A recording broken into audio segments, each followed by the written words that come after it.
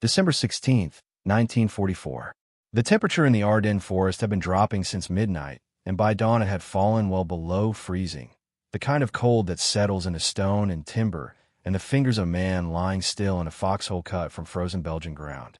A light snow had fallen in the night, and what remained of it lay on the branches of the pine trees and on the open slope that ran down from the ridge south of Lanzerath toward the road below.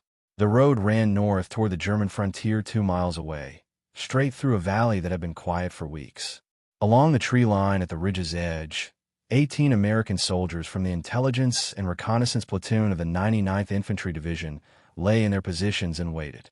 They had no artillery support, no armor, no anti-tank weapons that were meaningful at anything beyond the distance at which a tank crew could see you and eliminate you before you had time to raise the tube.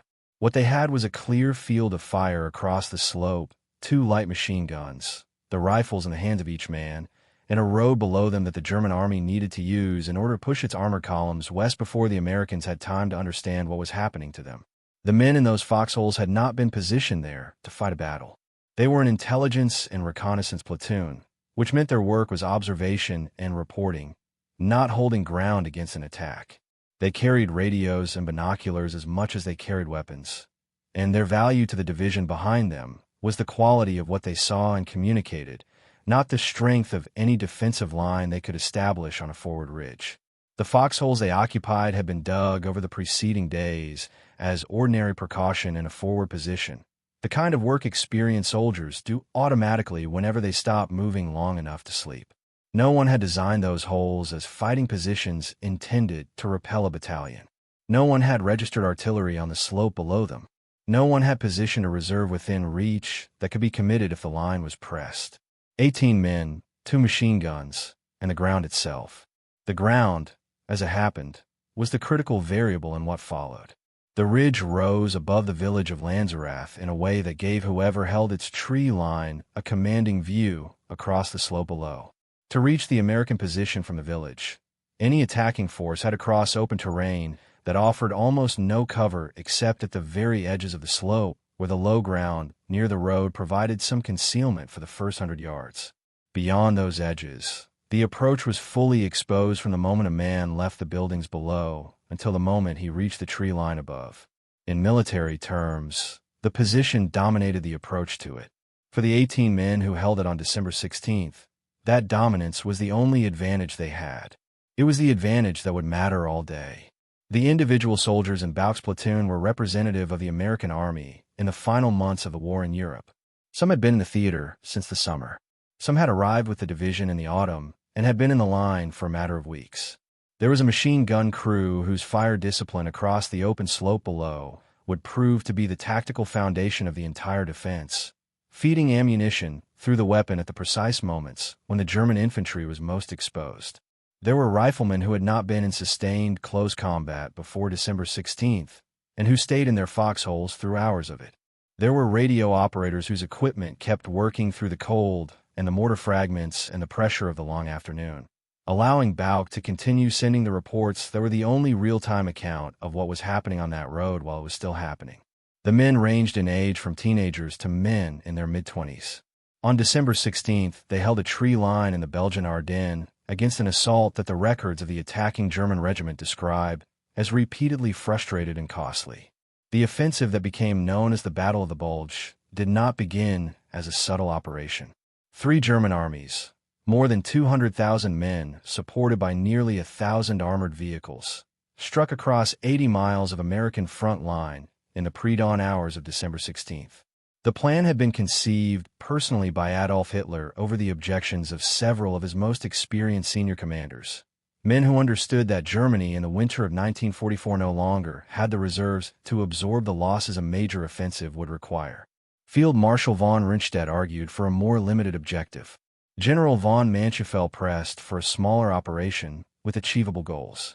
Hitler overruled both of them. The target was the port of Antwerp, the primary Allied supply base for the armies in northwest Europe. Capture Antwerp and the northern Allied armies would be cut off from their fuel and ammunition. The war in the West, if the plan succeeded, could be paused long enough for a negotiation that the battlefield no longer supported. The arithmetic of that plan required speed above everything else. Every hour the German columns spent shore of the Meuse River was an hour the Allies used somewhere ahead of them to move reserves into the gap, blow the bridges the armor needed intact, and reconstitute the defensive line that the first morning's assault had torn apart. The Ardennes sector had been held by American units positioned there because it was considered quiet, suitable for resting divisions that had taken casualties in the autumn fighting or for breaking in new formations in conditions that were not expected to become difficult. The 99th Infantry Division had arrived in Europe in the autumn of 1944 and had been in the Ardennes long enough to learn its ground, but not long enough to have been tested in the kind of sustained assault that was now approaching from the east. The Ardennes front was also thinned by the standard of what a defensive line required. The American command had made a calculated risk in keeping that sector lightly held in order to mass strength elsewhere, in the Hurricane Forest and along the west wall to the north and south. The calculation was that the Ardennes was unsuitable terrain for a German offensive of any scale, an assessment that a reading of 1914 and 1940 should have complicated, but that the pressure of operations elsewhere had allowed to harden into assumption.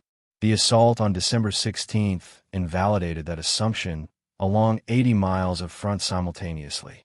The divisions in the Ardennes were on their own until the reserves that First Army held well behind the front could be moved south and east toward the gap. Moving those reserves required time. Time, on December 16th, was being purchased yard by yard on the ridges and road junctions of the Belgian Ardennes by the units that happened to be in front when the German army came through. If this story is pulling you in, take a second to hit the like button and subscribe, and drop a comment telling me where in the world you're watching from. It means a great deal to know who's listening. The Losheim Gap was the dominant terrain feature in the German offensive plan for this sector. It was a natural corridor through the forested ridgelines of the Eifel and the Ardennes, wide enough for armored formations to pass in strength, and it had been used by German armies in 1914 and again in 1940 when they drove west through Belgium. The road that ran through the gap passed through Lanzerath and then through the rail junction at Losheim 2 miles to the west. From Losheim, the paved road spread out toward the Meuse. The German plan assigned the task of opening the gap to infantry formations that would advance ahead of the armor, force any American defenders off the roads, and allow the panzer columns to move through without the delays that fighting in confined terrain always produced when tanks try to operate without infantry clearing the way. The infantry formation assigned to clear the road through Lanzerath was the 3rd Battalion of the 9th Fallschirmjager Regiment. These were paratroopers, experienced soldiers whose commanders expected to be through Lanzerath and on the road west well before noon on December 16th. The armor that was to follow them through the gap belonged to the 1st SS Panzer Division, and its column was commanded by Lieutenant Colonel Joachim Peiper. He was 30 years old, and his reputation in the German army was for aggressive armored operations that did not wait for favorable conditions. His force included Panther and Tiger tanks, armored half-tracks, self-propelled artillery, engineering vehicles, and several hundred support elements. Peiper had studied the road network and understood precisely what his mission required. Armored columns on the narrow roads through the Ardennes were slow and exposed if they had to fight through resistance rather than bypass it. The infantry was supposed to solve that problem before his tanks arrived. Every hour his column sat waiting in its assembly area north of the frontier was an hour the Americans ahead of him were using to organize a response. The platoon on the ridge was commanded by First Lieutenant Lyle Bouck Jr., who was 21 years old. He had entered the Army at 17 by arranging his paperwork in a way that the recruiting office accepted without close examination, and by December 1944 he had been in Europe long enough to read his ground and his situation with the kind of practical clarity that replaces theoretical understanding. What the situation showed him on the morning of December 16th was this. The units on his right flank had been struck by the German artillery and were pulling back. The units to his left were not responding on the radio. His platoon was on a ridge with open ground below it and nothing between that ground and the road junctions to the west that were the reason the German army needed this corridor open. Bouck's men had improved their foxholes along the southern edge of the tree line during the preceding days, cutting into frozen ground and reinforcing positions with timber from the forest. The holes faced north and northwest across the slope below, which descended from the trees through the village, and then to the paved road running north toward Germany. From those positions the slope was visible and coverable for several hundred yards, and the machine guns in the tree line could reach every part of the open ground that an attacker had to cross. The position had been designed for observation, not defense, and the difference between those two purposes was real and measurable. An observation post requires concealment and a good view. A defensive position requires depth, wire, supporting fires, and a reserve. Bouck had the concealment and the view. He had none of the rest. What he had instead was the judgment to understand that the position was worth holding for as long as it could be held, and the ability to communicate that decision to the men in the foxholes around him in a way that they accepted and acted on through the full afternoon. The men stayed because the position was worth holding. The position was worth holding because the road below, it was the road the German army needed most on the most important morning of the most important offensive the German army had attempted in the West since 1940. Neither Bouck nor his men could have known all of that with certainty on the morning of December 16th. What they could see was the slope, the road, and the German soldiers assembling in the village below.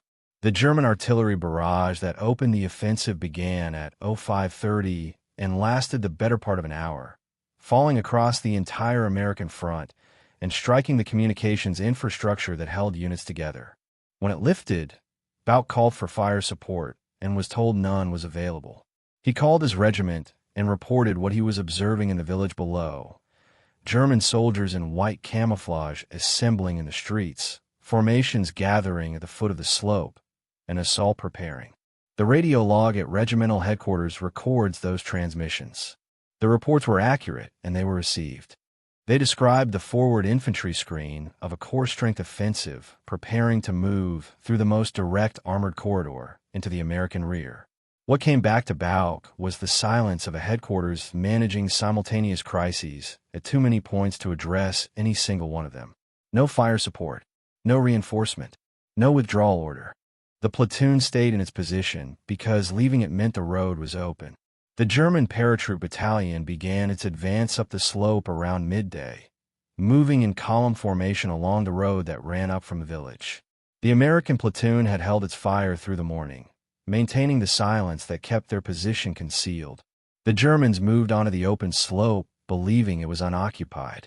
The first burst from the machine guns struck the column at close range, and the formation broke immediately, men going flat on the slope or scrambling for the low ground at its edges. The paratroopers pulled back into the village and reorganized. The German battalion, facing the ridge, was not an improvised or second-line formation. The 9th Fallschirmjager Regiment had been rebuilt after heavy losses on the Eastern Front and in Normandy, and its men were paratroopers carrying the training and professional instinct of soldiers who had been taught to attack. By December of 1944, the Fallschirmjager were fighting as ground infantry, but they brought with them the competence of an arm that had once been the most aggressive offensive force in the German military.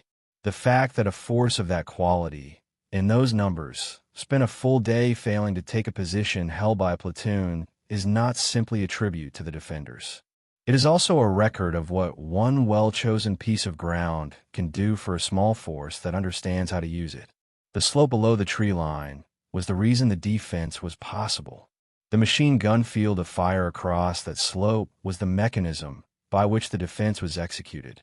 Every attempt the German battalion made to reach the tree line had to cross that slope or work around it through approaches that were longer, slower, and more visible to the men above. The afternoon was a sequence of assault attempts that repeated and varied as the German battalion tried to solve the problem the ridge presented. The second assault came with mortar preparation, rounds falling through the canopy to try to suppress the American guns before the infantry moved. The mortar fire was not precise enough to put rounds consistently into the concealed foxholes, and the machine gun survived to cut down the infantry on the slope again. Later assaults tried flanking movement through the low ground at the edges of the slope, probing for the ends of Bouck's line, which were real ends because 18 men could not cover the entire width of the approach without gaps. The flanking groups were spotted and engaged before they could exploit what they found. Several assaults pressed close enough for grenades and rifle fire at ranges where the sound of the fighting was personal, in a way the earlier contacts had not been. The hours from midday to dark were the longest hours. The men in those foxholes knew by the second assault, at the latest, that no reinforcement was coming. The radio had established that much clearly enough. What remained after that knowledge settled was a simpler and more demanding question: how long the ammunition held, and whether the men could keep firing accurately while cold and hit, and watching the slope fill with more soldiers than they had rounds to stop if the numbers came all at once. The cold was not a secondary consideration. Fingers go numb on trigger mechanisms and traverse wheels at the temperatures that were normal in the Belgian Ardennes in December, and the effort required to keep functioning mechanically was a steady drain on the concentration that aimed fire requires. The machine gun crews rotated positions to keep fingers warm enough to work. Ammunition was counted carefully from the early assaults onward, because every round fired at a range where it was likely to miss was a round that would not be available for the assault that pressed close enough to make missing impossible. The men in the tree line on December 16th managed both problems, the cold and the counting, through the full afternoon. The record does not dwell on how. It records only what the result was. The slope was covered until the light failed, and the German battalion did not break through until the dark made the position untenable in ways the daylight assaults had not.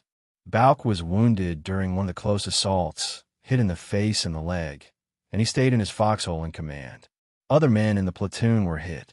The strength of the defending force was declining through the afternoon, and the ammunition was going down with each contact. The radio kept working. The reports kept going out. No help came. If this is the kind of history you want more of, subscribe and turn on notifications. There's far more in the record still to cover. Your support is what keeps these stories coming. The defense gave way in the early evening, when the German battalion assembled enough force from enough directions simultaneously to press through the tree line. Bouck and his surviving men were taken prisoner. The engagement had lasted the full day. Of the 18 men who had held that position, those who had not been killed or severely wounded were in German hands by nightfall. The standard military calculation for a successful assault against a defended position calls for a 3-to-1 attacking advantage at the point of contact. The ratio at Lanzerath Ridge was more than 25-to-1. Peiper drove forward that evening to find out what had stopped his column. He reached the paratroop battalion's position and found officers explaining why a platoon-strength force in a tree line had absorbed battalion-strength assault for the entire afternoon. Peiper took command personally, ordered the armor forward, and drove west through Lanzerath in the dark. The column that had been scheduled to be moving through the Losheim Gap since early morning was advancing at night. Hours behind a schedule the offensive could not afford to lose. Night movement on the narrow roads through the Ardennes carried its own costs beyond the lost daylight hours. The road network through the gap was not wide enough for columns of armor to move fast in darkness without the accidents and mechanical problems that slowed any night advance. The column moved, but it moved at the pace that darkness imposed, not at the pace that the timetable required. By the time Peiper's lead elements were through Lanzerath and onto the paved roads west, the American response to the breakthrough had already begun. The First Army was moving its armored reserves south toward the gap. The engineers were preparing the bridges. The staff officers who had been receiving Bouck's radio reports all afternoon were using the time those reports had bought to understand the shape of the attack and begin organizing the response to it. The consequences of those lost hours accumulated quickly. The bridges Peiper needed intact were being blown ahead of him. The bridge at Troisponts over the Somme River, a primary crossing on his route west, was demolished as his lead vehicles arrived on December 18th. The fuel his column had consumed sitting immobile through December 16th was fuel that was not available when the route required alternatives. American units that had been given the hours of the 16th to move were in place on the roads ahead in numbers that would not have been possible had the column come through on schedule. The column reached its farthest point of advance near Stilmont on December 19th and stopped. By Christmas Eve, Peiper's men were abandoning their vehicles in the forests of Belgium and walking back toward Germany on foot. The Meuse was never reached. The battle continued until late January of 1945, when the German salient was compressed and the front returned to roughly the line it had held before December 16th. The offensive had consumed the last German strategic reserve on the Western Front and achieved none of its stated objectives. The Allied front was not split. Antwerp was not threatened. The Meuse crossings were not taken at a single point. The engagement at Lanzerath Ridge occupies a particular place in the documentary record of the Ardennes campaign. It is not among the famous actions of the Bulge. It does not have the recognition of Bastogne or the narrative weight of Saint-Vith, which held for 6 days and whose defense appears in every major history of the battle. Lanzerath Ridge held for 1 day, and for most of the decades since the war, it was known primarily to the families of the men who had been there and to historians who worked through divisional records, looking for small engagements whose consequences exceeded their size. What those historians found in the operational logs of the 1st SS Panzer Corps was a delay on the records of the most important armored axis of the entire offensive, produced on the first day of the battle by a force so small that the German officers who reported the engagement to their superiors apparently struggled to make the numbers credible. The awards process that eventually produced the Distinguished Service Cross and the Silver Stars was not simply a matter of filling out the correct forms after a sufficient interval. It required the assembly of a case that could withstand scrutiny, because the account of what 18 men had done on that ridge was, without the documentation to support it, the kind of story that the military bureaucracy does not accept on the basis of memory alone. Bouck and his men spent the remainder of the war in German prisoner of war camps. They came home after the German surrender in May of 1945. In 1981, 37 years after the battle, Lyle Bouck received the Distinguished Service Cross. Several of his men received Silver Stars. The citations record what the documentary evidence supports: a platoon-strength force holding a critical position against battalion-strength assault through a full day of combat, delaying the advance of the primary armored spearhead of a German corps offensive at the most consequential moment of its opening hours. The citation language is compressed in the way that official military commendations always are, and it does not capture the texture of what the afternoon on that ridge actually was. The temperature, the ammunition count going down with each assault, the calls for help that produced no response, the wounded men staying in their foxholes, the decision made at the beginning of the day that was not revisited through everything that followed. What the citations do record, in the spare language of official commendation, is that the action at Lanzerath Ridge was real, that it was verified by the documentary record, and that it met the standard of conduct the Army's awards system was designed to recognize. 37 years after the fact, the record was corrected. The ridge above Lanzerath is still there. The slope below the tree line that Bouck's men covered from their foxholes runs down to the same road. The rail junction at Losheim 2 miles to the west, which the German plan required to be open before noon on December 16th, is still the same crossroads. The forest has changed in 80 years in the way that forests change, but the shape of the terrain that made the defense possible has not. The ridgeline is accessible. The slope is the same slope.